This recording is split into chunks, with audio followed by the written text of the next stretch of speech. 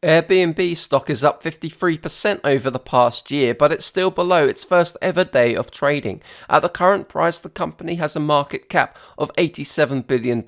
It's got $11 billion of cash and investments on its balance sheet and $2 billion of debt, which means the enterprise value is $78 billion. Over the last 12 months, Airbnb has produced $9.6 billion of revenue, $5.5 billion of net income, and $4.2 billion of free cash flow.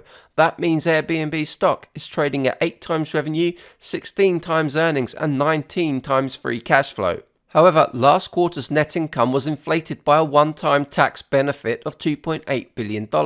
Account for that benefit and net income is really $2.7 billion, which means the stock is really valued at 32 times earnings. That valuation is still reasonable considering the company's growth and profit margins. Total revenue is up 20% this year with operating income up 30%. Gross margins have climbed to almost 83% and EBITDA margins have hit 35%. Despite that, Airbnb continues to be in the news for all the wrong reasons. Short-term rentals have been blamed for exacerbating housing shortages and hurting local communities. In September, New York put severe restrictions on short-term listings, which has caused the number of Airbnbs in the city to plummet by more than 80%. Similar restrictions have been put in place in many cities across the world, with hosts often needing to buy permits and pay higher taxes. That said, listings in New York City were less than 1% of Airbnb's revenue last year, and according to Wired magazine, the new restrictions are causing chaos.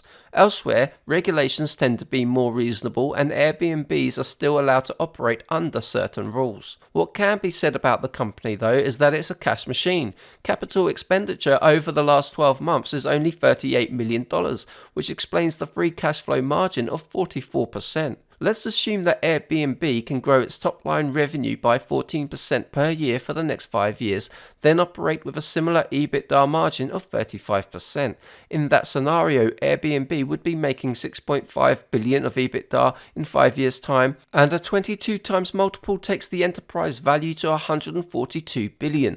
That works out to an investment return of 12.8% per year. Airbnb may have some problems, but it also has opportunities for growth in advertising and abroad. For every one Airbnb that's booked, there are 9 hotel bookings, so Airbnb still has plenty of market share to capture.